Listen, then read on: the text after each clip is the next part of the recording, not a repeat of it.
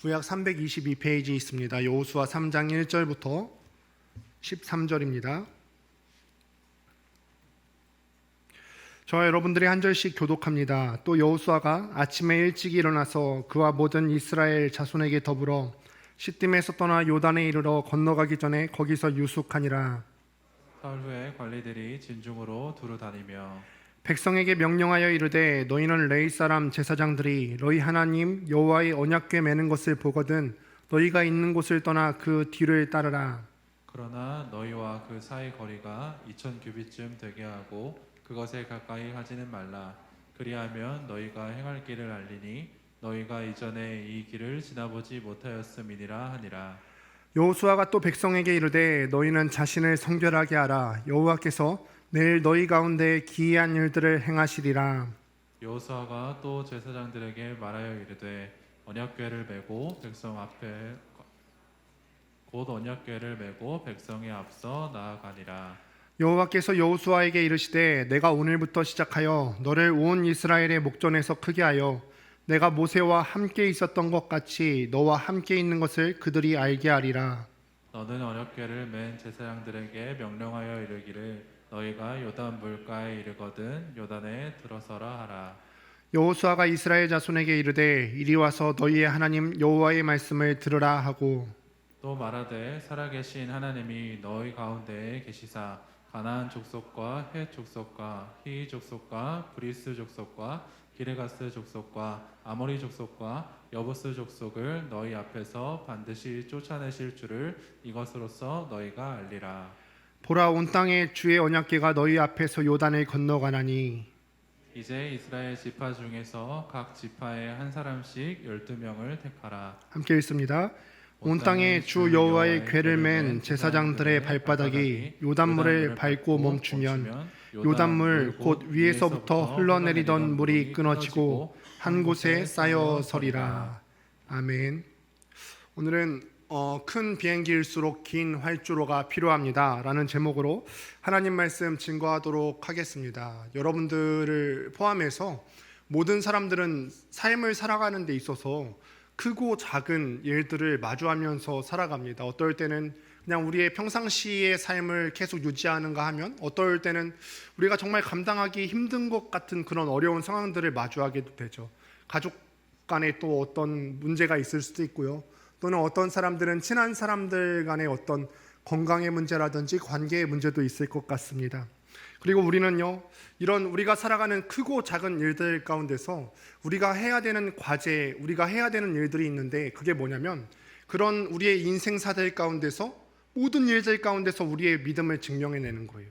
그냥 작은 일에만 우리의 믿음을 증명하면서 사는 것이 아니라 어떤 큰 일들이 내 삶 가운데 닥쳐와도 우리에게 고민이 되는 일이 있어도 그 가운데서 우리의 믿음을 증명하면서 살아야 되는 것이죠. 근데 사실 매일같이 겪는 어떤 우리의 일상적인 삶들, 그냥 평상시 오늘 같은 삶, 그런 삶 가운데서는요, 우리의 믿음이 굳이 그렇게 증명해 보여야 할 때가 많지는 않습니다. 그러나 우리가 살아가면서 때때로 겪는 정말 우리 힘으로 내 힘으로 할 수 없을 것 같은 그런 큰 일을 만났을 때 여러분들의 믿음이 그때서야 비로소 도전을 받게 됩니다. 내가 이 큰 일들 앞에서도 내가 평상시에 생각해왔던 그 하나님을 끝까지 신뢰하며 갈 수 있느냐. 한번 여러분들의 일들을 한번 생각해 보실까요? 여러분들은 살아오면서 어떤 큰 일들을 겪으면서 살아오셨어요? 여러분들 각자의 인생 가운데 다 다를 거예요. 여러분들이 지나오셨던 삶 가운데서는 대학 입시들도 우리에게 큰 일에 해당이 될 수도 있겠고요. 어떤 사람에게는 취업, 여러분들도 취업 걱정이 많으시죠? 내가 정말 미래 가운데서 좋은 자리에 취업을 하고 싶고 또 신앙을 지키는 가운데서 취업을 하고 싶은데 이 가운데서 우리가 어떤 선택을 해야 될지, 또는 믿음의 배우자를 구하는 데 있어서도 여러분들이 정말로 간절하게 구하고 있는 줄을 알고 있습니다. 이 큰 일들이 내 눈앞에 닥쳐오게 된다면 내가 어떤 대학교 입시를 앞두고 혹은 취업의 면접을 앞두고 또는 믿음의 배우자를 위해서 놓고 기도하는 가운데 사람이 참 초조해지는 것을 느끼게 되지요. 과연 내가 잘할 수 있을까? 이 큰 일들을 앞두고 내 능력은 한 이 정도인 것 같은데 이 큰 일들 앞에서 내가 잘할 수 있을까? 내가 정말로 이 일들이 잘 풀려서 잘 넘어가 줄 수 있을까? 빨리 이 시간들이 지났으면 좋겠다라는 어떤 우리 마음 가운데 불안감이 있을 수도 있고, 또 두려움이 있을 수도 있고, 또 초조함 가운데서 바들바들 떠는 우리의 모습을 발견하게 되더라는 거예요. 그 가운데서 사람들은요, 자신이 신뢰할 만하다고 믿는 것들에 자신의 생각과 마음을 의지하게 됩니다. 예수를 믿지 않는 세상 사람들도 어떤 큰 일들이 닥쳤을 때 자기들이 의지하는 것들이 있습니다. 여러분 혹시 고사를 지낸다는 것을 여러분들 알고 있습니까? 고사 지내는 걸 혹시 본 적이 있어요? 저도 예전에 고등학교 다닐 때 항상 학교에서 그 행사를 했던 것 같아요. 연초에 혹은 학기 초에 어떤 학교 선생님들이 다 모여서 강당 같은 데서 돼지 머리를 잘라다 놓고 거기다 지폐를 꽂는 거예요.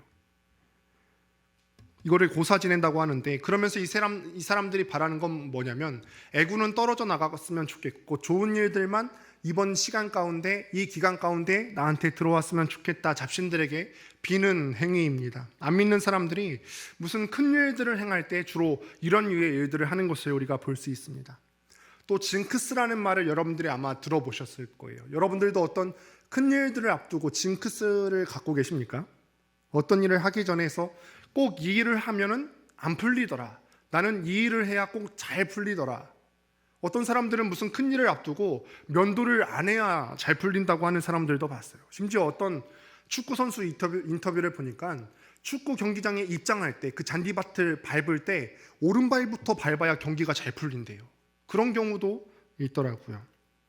사람들은요, 아주 어려운 일들, 우리 인생 가운데 어떤 큰 일들, 혹은 자신이 해결할 수 없을 것 같은 일들 가운데서 무력감을 느낍니다. 그리고 이 두려운 상황 가운데서 자기가 의지할 만한 것들이 무엇이 있을까, 신뢰할 만한 것들을 찾게 됩니다. 그렇기 때문에 우리 인생 가운데서 우리가 중요한 일을 앞두고 그 전에 행하는 것들, 그 전에 하는 일련의 행동들은요, 우리가 무엇을 신뢰하는가, 우리가 무엇을 믿는가를 보여주는 아주 중요한 기준이라고 볼 수가 있겠죠. 그것이 어떤 사람들에게는 징크스의 형태로 나타나기도 하고, 어떤 사람들에게는 각양 미신의 형태로 나타나기도 하는 겁니다.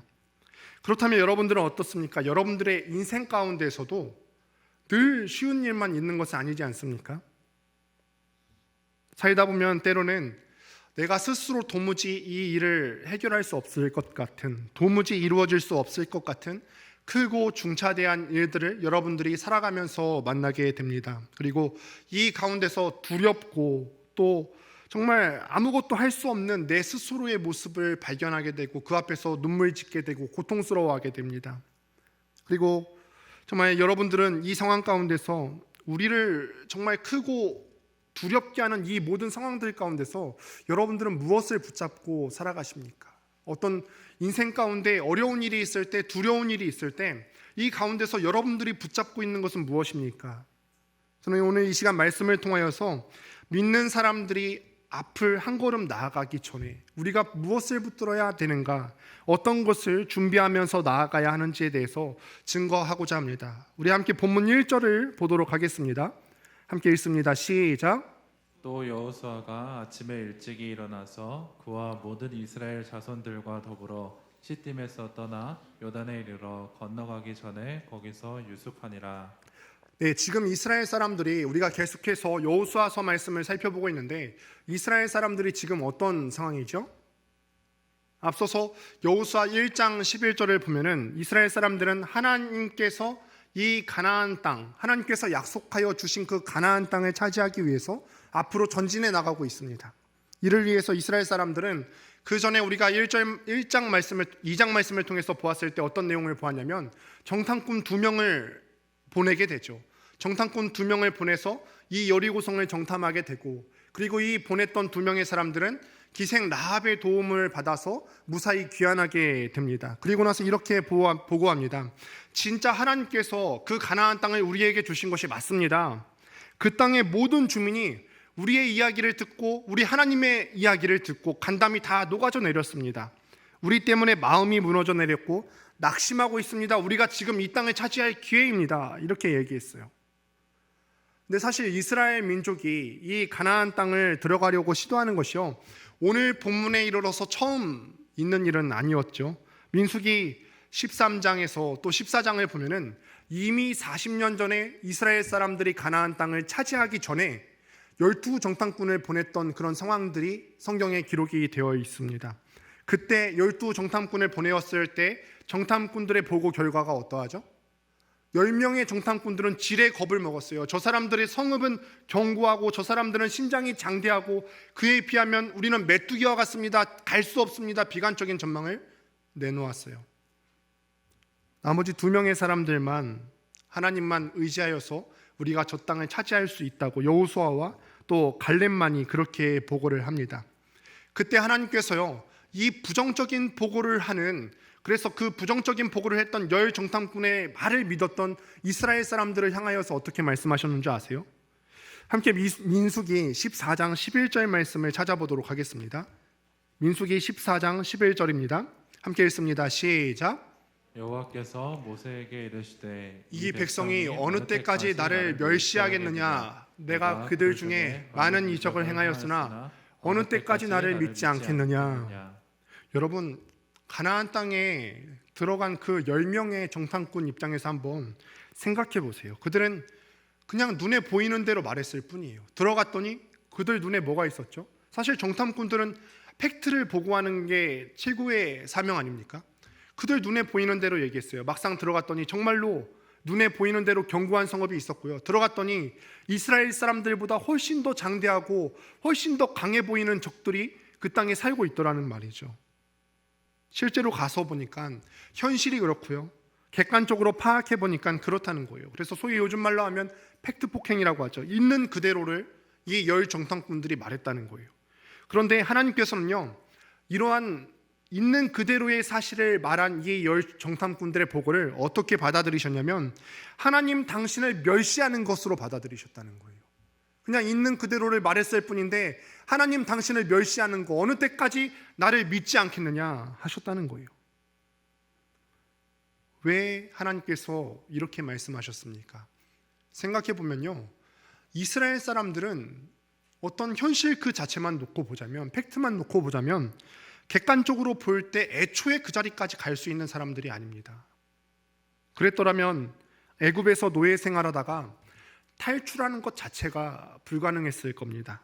이스라엘 민족이 애굽에서 탈출하고 그 황무한 광야를 지냈을 때 낮에는 구름 기둥, 밤에는 불 기둥으로 하나님께서 그 이스라엘 민족을 정말 초자연적인 능력으로 보호하여서 여기까지 오시지 않았습니까? 그들 앞을 막아서는 적군들은요, 정말 하나님께서 기적을 통해서라도, 이들은 변변찮은 군대 조직을 갖고 있는 것조차 아닌데 기적을 통해서라도 그 적군을 다 없애주시지 않았어요? 이만큼 경험했으면 정말 이 가나안 땅을 목전에 두고 이스라엘 사람들이 이만큼 하나님의 능력과 그들을 향하신 하나님의 사랑을 경험했으면 이제는 하나님의 능력을 신뢰할 만하고 이제는 그 민족을 향한 하나님의 마음을 신뢰할 만한데 아직도 그렇지 못하다는 거예요. 그래서 그 10 정탐꾼들의 보고를 들으면서 하나님께서 너희가 아직도 나를 못 믿는 거냐? 아직도 나를 신뢰하지 못하는 거냐? 여기까지 오면서 너희는 아직도 나를 모르겠니? 내가 그 정도 기적을 보여줬으면 이제는 좀 믿어도 되는 거 아니겠어? 지금 비록 너희 앞을 견고한 성읍이 막아서고 있고 강대한 적군들이 가로막고 있어도 내가 함께 있으니까 이전에 해왔던 대로 신뢰하면서 나아가야 되는 거 아니겠니? 질책하시는 겁니다. 하나님을 멸시한다고 질책하시는 거예요. 이 이스라엘 민족의 그 불신앙, 그 믿음 없음 때문에 초래된 결과가 어떠합니까? 이스라엘 사람들이 무려 40년 동안 광야 생활을 하게 되었습니다. 그리고 그 40년이 지나서 오늘 지금 이 본문에서 그때 이 땅이 하나님께서 주신 땅임을 믿고 긍정적인 보고를 하였던 2 정탐꾼 중에 하나인 여호수아가 지도자가 되어서 가나안 땅을 막 건너가려고 하고 있는 거예요. 그런데 이제 그 40년 동안 광야 생활을 하고 이스라엘 땅을 목도에 두고 있는 이 이스라엘 사람들이요, 보이는 행동이 조금 이상해요. 오늘 본문 2절을 함께 보도록 하겠습니다. 함께 읽습니다. 시작. 사울의 관리들이 진중으로 두루 다니며 네, 사울의 관리들이 진중으로 두루 다니며 이스라엘 사람들이 이제 요단강만 넘으면 바로 코앞에 입구에 있는 성이 여리고성이거든요. 근데 바로 앞에 여리고성이 있는데 그 앞에서 사흘이라는 시간을 보내게 돼요. 사흘이라는 시간. 일반적으로 성읍을 공격할 때 공격하는 편의 전력이 수비하는 쪽에 10배 정도는 돼야지 그 성을 수월하게 공략할 수 있다고 합니다. 승산이 있다고 합니다. 그리고 압도적인 전력이 아닌 이상해야 수비하는 쪽에 전열이 채 갖춰지기 전에 기습적으로 서둘러서 공격을 해야 되는 것이 정상적이지 않겠습니까? 그런데 이스라엘 사람들은요, 그들이 요단강을 넘어서서 마주하고 있는 그 코앞에서 사흘의 시간을 보고 있는 것입니다. 이 사흘이라는 시간은요, 수비하는 입장에서 봤을 때는 조금 더 진영을 갖추고 전투를 준비할 수 있는 시간이 될 수도 있겠지요. 그럼에도 불구하고 여리고 성을 앞두고 이들의 사흘의 시간을 갖는다는 건 어떤 의미일까요? 그 성을 바로 가서 점령하는 것보다 더 중차대한 일이 있다는 뜻 아닐까요? 적들이 수비 진영을 갖추고 전투 태세를 갖추는 것보다 훨씬 더 중요한 일을 그 사흘 동안에 해야 한다는 이야기예요. 여러분, 큰 비행기일수록 긴 활주로가 필요합니다. 오늘 말씀의 제목이지요. 근데 우리가 비행기가 클수록 더 안전하게 날기 위해서는 긴 활주로가 필요하지 않겠습니까? 그 질량이 큰 물체일수록 추진력을 얻기 위해서 더 긴 활주로가 필요하다고 합니다. 상황에 따라서는요, 시간이 걸려도 필요하다면 해야 되는 것이죠. 그동안 가운데서 시간이 걸리는 가운데 그 활주로 가운데 불순물들이 있다면 다 제거해야 되고요. 여러 번 몇 번의 더 점검을 거치고 이륙할 때나 착륙할 때나 혹여나 사고가 없을 수 있도록 먼저 시간이 걸리더라도 준비를 해야 되는 거죠. 지금 이스라엘 사람들은요, 무려 40년 동안을 광야에서 지내다가 이제서야 약속한 땅 가나안 땅을 바라보고 있어요. 이 사람들이요, 제가 이 사람들 입장에서 생각해 보면 심정적으로 봤을 때 참 가나안 땅에 하루속히 들어가고 싶었을 것 같아요. 하루라도 빨리 그 약속의 땅에 들어가고 싶은 심정일 것입니다. 서둘러서 그 땅에 가고 싶었을 거예요. 그러나 이 큰 일을 앞두고 이 사람들이 지금 사흘간의 시간을 두고 중요한 일을 합니다. 함께 본문 3절 말씀을 읽어보도록 하겠습니다. 3절입니다. 시작. 백성에게 명령하여 이르되 너희는 레위 사람 제사장들이 너희 하나님 여호와의 언약궤를 매는 것을 보거든 너희가 있는 곳을 떠나 그 뒤를 따르라. 언약궤 그 뒤를 따르라고 하나님께서 명령하고 계십니다. 언약궤에 대해서는 정말로 특별한 의미가 있습니다. 우리가 언약궤가 갖는 의미에 대해서 특별히 또 생각해 볼 필요가 있어요. 언약궤가 무엇이죠, 여러분? 제가 부임 첫 설교 때 언약궤에 대해서 설명해 드린 그 기억이 있는데요.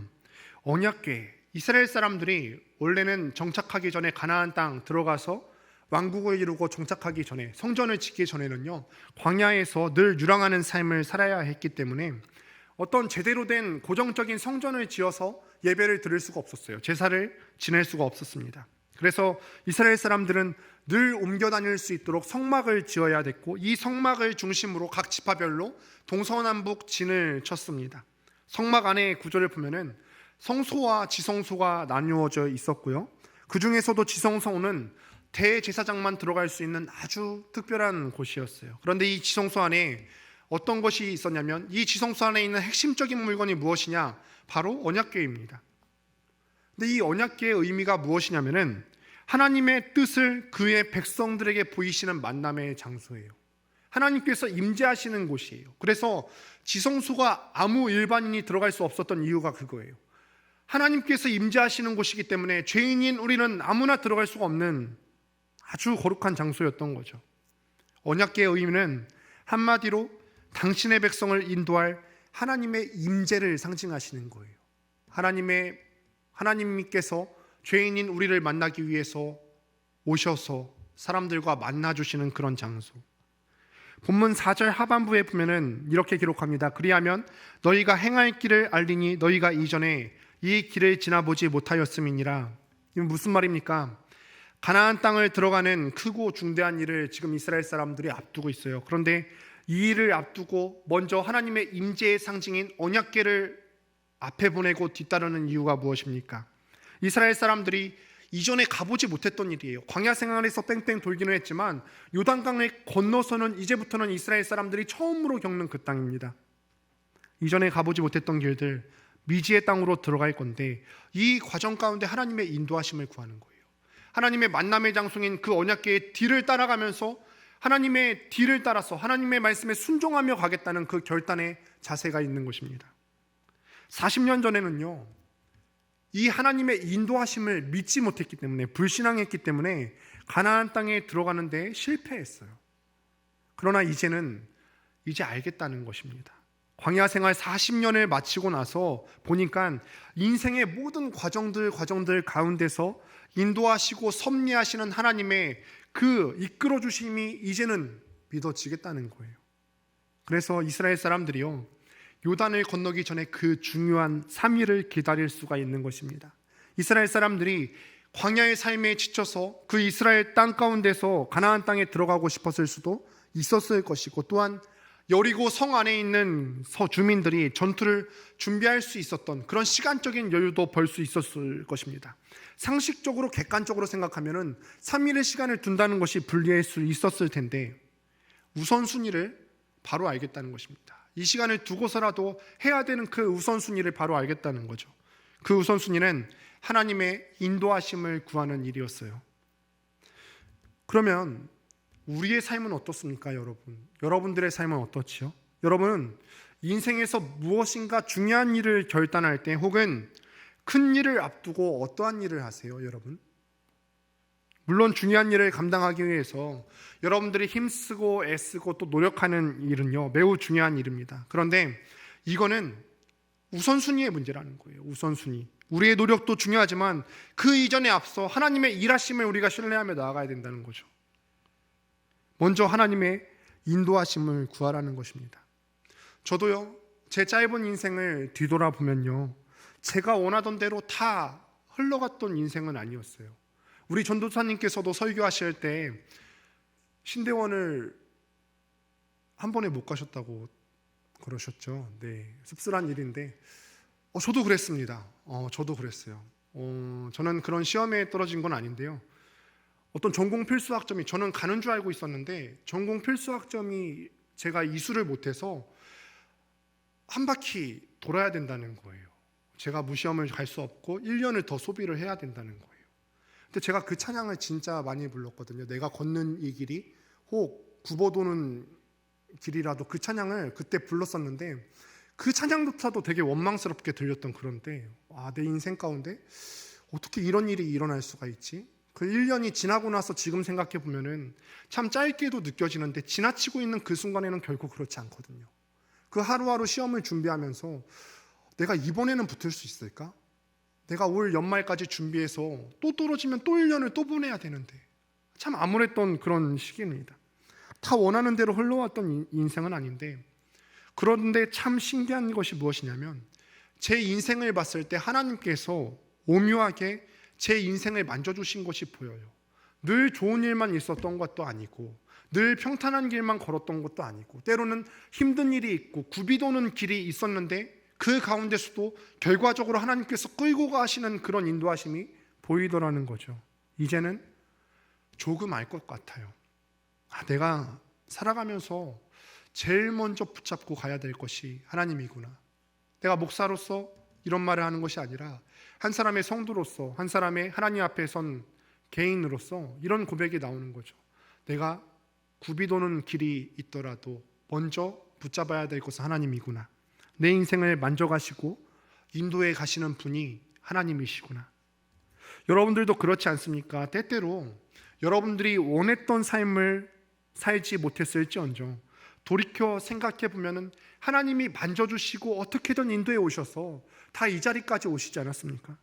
이 하나님의 인도하심을 민감하게 느끼고 바라보는 것이 바로 신앙의 성숙이라는 거예요. 신앙이 둔감한 사람들은요, 이 인도하심과 이 이끌어주심이 느껴지지 못해요. 그런데 민감하게 우리가 반응하고 또 하나님의 만져주심을 느끼다 보면은 이런 모든 상황들이 고백이 될 수 있다는 거죠. 내가 너를 여기까지 인도해 왔는데, 이 자리까지 인도해 왔는데 아직도 너는 나를 믿지 못하겠니? 낮에는 구름 기둥으로, 밤에는 불 기둥으로 너의 삶을 그렇게 인도해 왔는데 아직도 못 믿겠니? 나를 멸시하는 거니? 내가 얼마나 너에게 보여주어야 나를 믿을 수 있겠니?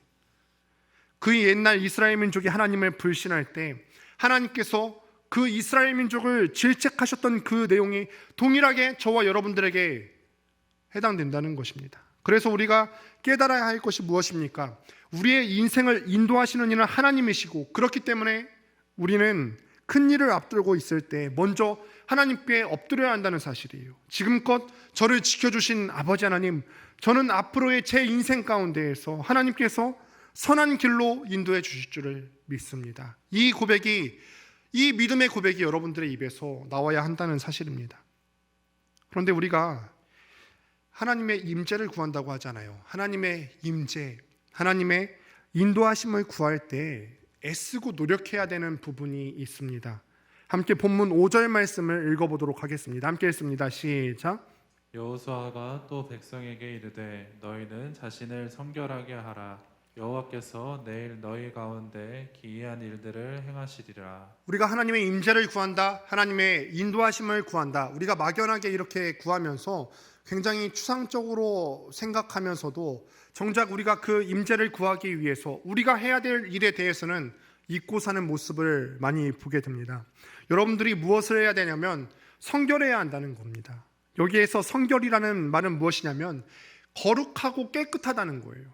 성경에서는요, 세상적인 것에서 분리되어서 완전히 떨어져 나와서 하나님 앞에 드려진 것이나 혹은 거룩하게 된 것을 가리키는 말로 사용됩니다. 이 성결이라는 말이 한마디로 거룩하다라는 뜻을 갖고 있는 것입니다. 이 성결은 우리 사람에게 속한 속성이 아니라 하나님께 속한 속성입니다. 그래서 성결하신 하나님께서 계신 곳은, 또 임재하시는 곳은 반드시 성결한 장소가 되어야만 합니다. 그렇기 때문에 이스라엘 사람들이 하나님의 인도하심을 원합니까? 그 하나님의 임재하심을 간구합니까? 우리가 하나님의 임재를 구해요? 여러분들이 하나님의 인도하심을 구합니까? 그러려면요, 하나님께서 임재하시는 장소가 되도록 여러분들이 예배하는 이 예배의 장소가, 여러분들이 개인의 생활을 공유하는, 개인의 생활을 보내는 여러분들의 개인 방이, 여러분들의 학교가 거룩하고 성결한 장소가 되도록 애쓰고 노력해야 된다는 거예요. 이것이 우리에게 주는 메시지가 있어요. 우리가 이제 하나님의 인도하심을 먼저 구하는 것은 알겠습니다. 그리고 우리가 늘 입으로 자주 고백하는 말이기도 합니다. 하나님, 이곳에 임재하여 주세요. 이곳에 와주세요. 하나님 임재하셔서 나의 삶을 하나님께서 인도해 주세요. 하나님, 제가 큰 일을 앞두고 있는데 하나님 오셔서 내 마음도 만져주시고 나의 길을 인도해 주세요. 그런데 문제는 하나님께서는 임재하실 준비가 됐는데 여러분들이 준비가 안 되는 데 있어요. 하나님께서는 언제든지 우리 삶 가운데 당신의 사랑하는 자녀들을 위해서 일하실 수 있고 또 임재하실 수 있는데, 문제는 우리에게 있죠. 성결이라는 것은 세상적인 것에서 분리되어서 하나님께 드려진 것, 거룩한 곳이라고 했어요. 우리가 하나님의 임재를, 여러분들이 하나님과 동행하기를 정말로 사모하고 하나님의 임재를 정말로 사모한다면 세상 유혹 넘어가지 말아야죠. 우리 스스로를 성결하게 유지해야죠. 성결은 하나님의 임재를 사모하는 행동입니다. 성결은 하나님의 인도하심을 적극적이고 구체적으로 바라는 여러분들의 행동이에요. 그래서 여러분, 지금 여러분들에게 도전합니다. 정말로 여러분들이 하나님과 동행하는 삶을 살고 싶으시고, 정말로 여러분들 삶 가운데 하나님의 임재를 구하신다면 지금 당장 음란함으로부터 벗어나십시오. 여러분들을 꽉 옥죄고 있는 그 미움의 감정을 벗어버리셔야 돼요. 교묘한 술수와 거짓말 상습적으로 하는 거, 당장 순간의 위기를 모면하려고 상사한테 거짓말하라고, 주변 사람들한테 거짓말하고 다 끊어내셔야 됩니다. 그 위선들 다 던져버리십시오. 우리 인생 살아갈 때 하나님의 임재하심을 구하는 것, 하나님께서 임재하시기 위해서 우리가 성결해야 하는 것, 이거는 추상적인 개념이 아닙니다. 구체적이고 꽤 명료합니다. 여러분들이 몸담고 있는 그 세상의 삶 가운데서, 각자가 여러분들이 살아가고 있는 그 삶의 현장 가운데서 그리스도인답게 성결하도록 애쓰고 노력해야 한다는 거예요. 말씀을 마무리하려고 합니다. 여호수아가 중차대한 일을 앞두고 보낸 그 3일은요, 결코 헛된 시간이 아니죠. 언약궤 뒤를 따를 것을 다짐하면서 하나님의 임재가 임하는 그 언약궤 뒤를 따를 것을 다짐하면서 하나님의 임재를 구하는 시간이었고, 그 하나님의 임재를 위해서 성결 거룩한 것을 준비하는 시간입니다. 세상 사람들은 자기 인생의 큰 일을 앞두고 각자 자기 나름의 방법대로 준비를 합니다. 서두에 말했다시피 고사를 지내기도 하고요, 또 징크스를 갖기도 합니다. 각자 자신이 중요한 일을 위해서 꼭 필요하다고 생각하는 일, 우선순위를 가져가는 것입니다.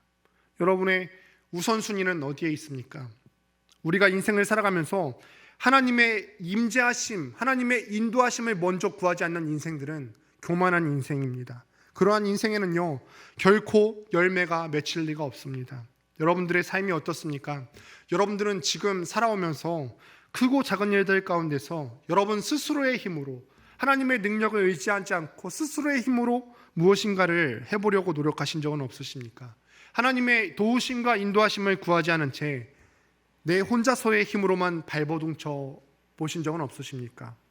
저는 여러분들이 무엇보다 먼저 여러분들의 크고 작은 인생의 일들 앞에서 하나님의 임재하심과 인도하심을 구하고 그 앞에 엎드리고 그의 인도하심을 구하는 여러분들이 되기를 소망합니다.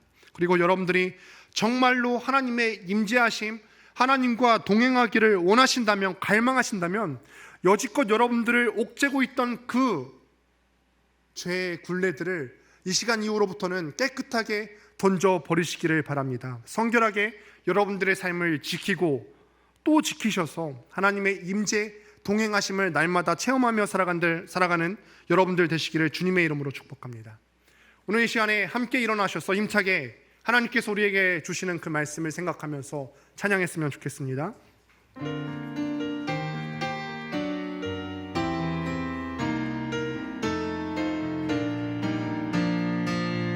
허락하신 새 땅에 들어가려면 마음의 준비 다